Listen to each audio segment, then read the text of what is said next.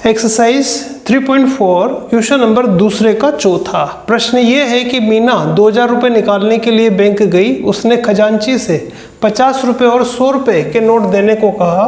मीना ने कुल 25 नोट प्राप्त किए। ज्ञात कीजिए कि उसने 50 रुपये के और 100 रुपये के कितने नोट प्राप्त किए। तो उसे या तो 50 रुपये के नोट मिले हैं या फिर 100 रुपये के नोट मिले हैं, और 50 रुपये के कितने नोट उसने प्राप्त किए और 100 रुपये के कितने नोट उसने प्राप्त किए, ताकि उन सब की जो वैल्यू है वो 2000 रुपये रहे। तो हमें बताना है कि 50 रुपये के नोटों की संख्या कितनी है और 100 रुपये के नोटों की संख्या कितनी है। तो हम मान लेंगे कि माना 50 रुपये के नोट तो है x और 100 रुपये के नोट की जो संख्या है वो y है। अब क्योंकि हमने माना कि 50 रुपये के जो नोटों की संख्या वो तो x है और 100 रुपये के नोटों की संख्या जो है वो y है। उसने 50 रुपये और 100 रुपये के जो कुल नोट प्राप्त किए हैं उनकी संख्या है 25। तो जो टोटल नोट की जो संख्या है, मतलब 50 रुपये के नोट और 100 रुपये के जो नोट है संख्या में 25 है, और हमने माना है कि 50 रुपये के तो x नोट है और 100 रुपये के y नोट है, मतलब x और y जो है वो टोटल आएगा 25 के बराबर है, क्योंकि नोटों की जो संख्या है टोटल वो 25 है। तो हम ये लिख सकते हैं कि पहली स्थिति के अनुसार, पहली स्थिति ये कह रही है कि 50 रुपये के नोट और 100 रुपये के जो नोट है उनकी टोटल जो संख्या है वो 25 है। कुल उसने 25 नोट प्राप्त किए हैं। तो 50 रुपये के नोटों की संख्या जो कि हमने मानी x और 100 रुपये के नोटों की जो संख्या है y, तो वो जो संख्या है टोटल वो 25 है। तो पहली समीकरण बनेगी कि 50 रुपये के नोट की संख्या और 100 रुपये के नोट की जो संख्या है वो टोटल 25 है। तो ये है पहली समीकरण। अब हम एक और समीकरण बनाएंगे। उसके लिए वो ये कह रहा है कि जो टोटल रुपए की जो वैल्यू है वो है 2000 रुपया। तो 50 रुपये के और 100 रुपये के जो नोट उसने लिए हैं उनकी टोटल जो कीमत है वो 2000 रुपया है। तो दूसरी स्थिति के अनुसार अगर कोई आदमी के पास 50 रुपये के 10 नोट हो, 50 रुपये के अगर 10 नोट है तो उसकी जो कीमत बनेगी 50 रुपये के 10 नोट है, तो उसके पास है टोटल 500 रुपये। ठीक है। इसी तरह से अगर 50 रुपये के 6 नोट हो तो हम जानते हैं कि 50 को 6 से गुणा करेंगे तो आएगा उसकी टोटल वैल्यू 300 रुपया है। और इस क्वेश्चन के अंदर हम ये मान रहे हैं कि उसके पास 50 रुपये के तो x नोट है, तो 50 रुपये के अगर x नोट है तो उसकी कीमत कितनी होगी, तो उसके लिए हम 50 को गुणा करेंगे x से, यानी वो आएगा 50x। तो यहाँ इस सवाल के अंदर 50 रुपये के तो x नोट है, तो 50 रुपये के x नोट है तो उनकी कीमत आएगी 50 × x। और 100 रुपये के उसके पास 100 रुपये के y नोट है, 100 रुपये के अगर 5 नोट हो तो 100 × 5 यानी उनकी कीमत 500 आएगी। और 100 रुपये के अगर y नोट है तो 100 गुणा y, तो उन नोटों की कीमत आ जाएगी 100y। तो 50 रुपये के x नोट है और 100 रुपये के y नोट है, और इस तरह से इसकी जो टोटल कीमत बनेगी वो उसने बैंक से लिए 2000 रुपये। तो 50 × x और 100 × y बराबर आएगा 2000 के। तो इस प्रकार हमें ये दूसरी समीकरण यहाँ से प्राप्त हो सकती है। और आप देख रहे हैं कि यहाँ पे 50 या 100 और यहाँ 2000 है, तो क्या इन सभी में अभी किसी संख्या का भाग जा रहा है, तो वो संख्या है 50। तो इस पूरी समीकरण में हम पहले 50 का भाग दे दें ताकि हमें और सरल इक्वेशन मिलेगी। तो सभी में 50 का भाग देंगे, तो इसमें 50 का भाग जाएगा एक बार तो यहाँ से आएगा 1x, 50 का भाग 100 में जाएगा 2 बार तो 2y, और 50 का भाग इसमें जाएगा 40 बार। तो ये हमें प्राप्त होगी दूसरे समीकरण, इसको हम कहेंगे समीकरण नंबर 2। तो इस समीकरण में हमने 50 का भाग दिया तो ये समीकरण हमें प्राप्त हुई। अब हमारे पास 2 समीकरण हैं, फर्स्ट और सेकंड। इनको हमें सरल करके x और y का मान निकालना है। और आप यहाँ देख रहे हैं कि यहाँ भी 1x है और यहाँ भी 1x है, इसका गुणांक और इसका गुणांक बराबर है। तो विलोपन विधि काम में लें, यानी अपन x को गायब करना चाहें तो समीकरण सेकंड में से फर्स्ट घटा देंगे। तो यहाँ हम समीकरण सेकंड में से समीकरण फर्स्ट घटाएंगे तो x में से x जाएगा तो कैंसिल, 2y में से एक y जाएगा तो एक y बचेगा, और 40 में से 25 जाएगा तो 15 बचेगा। यानी हमें y का जो मान है वो प्राप्त होता है 15।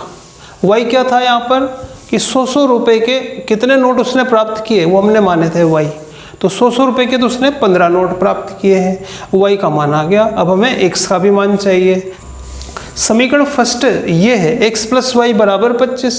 जब आपको एक का मान पता लग जाए तो हम दूसरे का मान निकाल सकते हैं। यहाँ हमें मान पता लगा y का, तो y की जगह हम रखेंगे 15, तो x प्लस 15 बराबर 25। तो उसको हम लिख सकते हैं x प्लस 15 बराबर 25। तो x का मान निकालने के लिए 15 का उधर पक्षांतरण करेंगे और 25 में से 15 गया तो बचेगा 10। तो इस तरह से x का मान तो आ रहा है 10 और y का मान आया 15। तो आंसर हम लिख सकते हैं। तो इस प्रकार इसका आंसर हम लिख सकते हैं कि 50 रुपये जो है उसके पास 50 रुपये के उसके पास कितने नोट है, जो कि अपन ने x माना था और x का मान जो आया है वो 10 आया है। तो x का मान हमने यहाँ लिखा है 10 आया है। तो 50 रुपये के तो उसके पास 10 नोट थे और 100 रुपये के y नोट हमने माने थे और y का मान यहाँ पे आ रहा है 15। तो इस तरह से उसने 100 रुपये के 15 नोट और 50 रुपये के 10 नोट प्राप्त किए। 50 रुपये के 10 नोट मतलब 500 रुपये और 100 रुपये के 15 नोट मतलब 1500 रुपये। तो 500 और 1500 कुल मिला के उसने 2000 रुपये इस तरह से प्राप्त किए। एक इम्पोर्टेंट प्रश्न है बच्चों, एक्सरसाइज 3.4 का क्वेश्चन नंबर दूसरे का 5वां इम्पोर्टेंट प्रश्न है। प्रश्न इस प्रकार से है कि किराए पर पुस्तक देने वाले पुस्तकालय का प्रथम 3 दिनों का एक नियत किराया है तथा उसके बाद प्रत्येक अतिरिक्त दिन का अलग किराया है। सरिता ने 7 दिन पुस्तक रखी, उसके 27 रुपये दिए, जबकि सुसी एक और कैंडिडेट है, उसने 5 दिनों का पुस्तक रखने का 21 रुपये दिया है।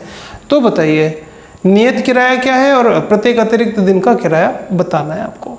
तो प्रश्न इस प्रकार से है कि जो पुस्तकालय है वो पुस्तक देता है तो उसका किराया लेता है, और पुस्तकालय जो है वो 3 दिन का किराया तो फिक्स है उसका, 1, 2 और 3 दिन का उसका एक फिक्स किराया है। 3 दिन पुस्तक रखेगा तो वो एक फिक्स किराया लेगा, जैसे 10 रुपये लेगा या 20 रुपये लेगा, एक फिक्स किराया लेगा। तो 3 दिन का किराया तो उसका फिक्स है, एक नियत किराया है।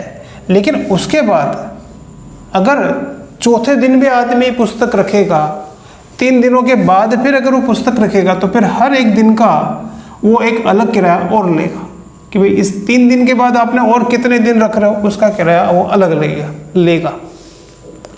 तो यहाँ 2 तरह से वो पुस्तकालय किराया ले रहा है। एक तो 3 दिन का किराया फिक्स है कि 3 दिन का तो आपको फिक्स देना ही पड़ेगा। तो अपन मान लेंगे कि भाई 3 दिनों तक तो वो मान लेते हैं कि 100 रुपया लेगा। तो पुस्तकालय माना 3 दिनों का जो किराया लेगा वो तो है 100 रुपया, और 3 दिन के बाद हर जो अगला दिन आता जाएगा माना उसका किराया वो लेगा y रुपया। ठीक है। अगर किसी आदमी ने 1, 2, 3, 4, 5, 6 दिन पुस्तक रखी, 6 दिन पुस्तक रखी तो उसका 3 दिन का किराया तो 100 रुपया होगा, 3 दिन का किराया तो 100 होगा, और चौथे दिन का 1y, 5वें दिन का 1y, छठे दिन का 1y, तो y 3 बार, तो 3y तो यहाँ देगा और x यहाँ देगा। तो इस तरह से 6 दिन का किराया हो जाएगा x प्लस 3y।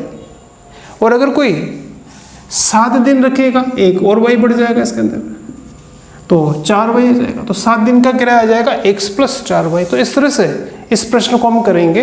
तो यह हम सबसे पहले मानेंगे कि इसका जो नियत किराया है 3 दिन का वो तो है x, और उसके बाद हर एक दिन का किराया है y रुपया। तो इसको इस तरह से लिखेंगे। तो हमने लिखा कि 3 दिन का जो किराया है फिक्स वो तो 100 रुपया है, और 3 दिन के बाद जो एक्स्ट्रा हर एक दिन आता जाएगा उसका हर एक दिन का किराया है y रुपया। अब यहाँ x और y को लेकर हम 2 समीकरण बनाएंगे। तो यहाँ आप ध्यान दीजिए कि सरिता ने 7 दिनों का किराया दिया है 27 रुपये। तो सवाल ये कह रहा है कि 7 दिनों का जो किराया है वो 27 रुपया है। तो पहली स्थिति के अनुसार 7 दिनों का किराया 27 रुपया है। तो जो पहली स्थिति है उसके हिसाब से 7 दिनों का किराया 27 रुपया। अब अपन 7 दिनों का किराया अपने हिसाब से निकालेंगे। तो जैसे भी अपन ने देखा था कि भाई 3 दिन का तो देगा x फिक्स देगा, 3 के बाद चौथा दिन, 5वां दिन, 6ठा दिन और 7वां दिन। तो 3 दिन का तो फिक्स है 1, 2, 3 दिन का तो फिक्स है कि x रुपया देगा। अब क्योंकि 7 दिनों का लिया उसने, अपने हिसाब से 7 दिनों का आएगा कि 3 दिन का तो x हो गया, फिर चौथे दिन का y, 5वें दिन का y, छठे दिन का y, 7वें दिन का भी y, हर एक अतिरिक्त दिन का y लेगा तो y y y 4 बार आएगा। तो 4y तो ये और एक x ये, तो 7 दिनों का किराया आएगा x + 4y बराबर 27। तो ये तो है हमारी पहली समीकरण। अब और आगे देखिए, सुशी ने 5 दिनों का 21 रुपया दिया है। तो आगे दूसरी स्थिति के अनुसार प्रश्न ये कह रहा है कि 5 दिन का जो है किराया 21 रुपया लगता है। अब अपन 5 दिन का किराया अपने हिसाब से, भाई 3 दिन का तो फिक्स है x, चौथे दिन का 1y और 5वें दिन का भी 1y, तो 3 दिन का तो 1x और चौथे दिन का y और 5वें दिन का y, तो y 2 बार, तो आएगा x + 2y बराबर 21। तो ये है इक्वेशन नंबर 2। तो इस तरह से हमें 2 तरह से किराया निकालना है, एक तो नियत किराया और एक अतिरिक्त दिन का किराया। इन दोनों समीकरणों से हम निकालेंगे। समीकरण सेकंड में से फर्स्ट घटा दें, समीकरण फर्स्ट में से सेकंड घटाएंगे तो हमने लिखा समीकरण फर्स्ट और सेकंड, x में से x जाएगा तो x तो खत्म हो जाएगा, 4y में से 2y जाएगा तो 2y बचेगा, और 27 में से 21 जाएगा तो 6 बचेगा। तो 2y का मान हमें मिल रहा है 6, तो y का मान आएगा 6/2, 6/2 मतलब 3। 2y की कीमत 6 है तो 1y की कीमत 3, तो 1y, तो y का मान तो हमें मिल गया 3। अब हमें x का मान चाहिए, तो उसके लिए ये जो y का मान है ये समीकरण फर्स्ट में रखेंगे। समीकरण फर्स्ट ये है, तो इसमें जहाँ y आ रहा है y की जगह रखेंगे हम 3। तो समीकरण फर्स्ट लिख रहे हैं कि सबसे पहले x है, तो हम लिखेंगे x प्लस 4 इंटू y का जो मान है वो है 3। तो y जो अज्ञात राशि थी उसका मान पता लगा कि 3 है, तो 4 इंटू y यानी 3 बराबर 27। इसको सरल करेंगे तो ये आएगा x + 4 × 12 बराबर 27। x का मान निकालने के लिए 12 को उधर पहुंचा दो, तो ये आएगा x बराबर 27 में से 12 गया तो बचेगा 15। तो x का मान 15 और y का मान आया 3। यानी हमें ये पता लग रहा है कि x जो है 15 है, मतलब 3 दिन का जो किराया लेगा लाइब्रेरी वाला, पुस्तकालय वाला, 3 दिन का तो फिक्स है, 15 रुपये देने पड़ेंगे, और उसके बाद चौथे दिन का 3 रुपया, 5वें दिन का 3 रुपये, अतिरिक्त दिन का हमें 3-3 रुपये के हिसाब से देना होगा। तो आंसर हम लिख सकते हैं। तो इस तरह से हमने आंसर लिखा कि 3 दिन का जो किराया होगा फिक्स x यानी 15 रुपया, तथा प्रत्येक अतिरिक्त दिन का जो किराया आएगा यानी y का जो मान आएगा वो है 3 रुपये। तो एक अच्छा क्वेश्चन है बच्चों।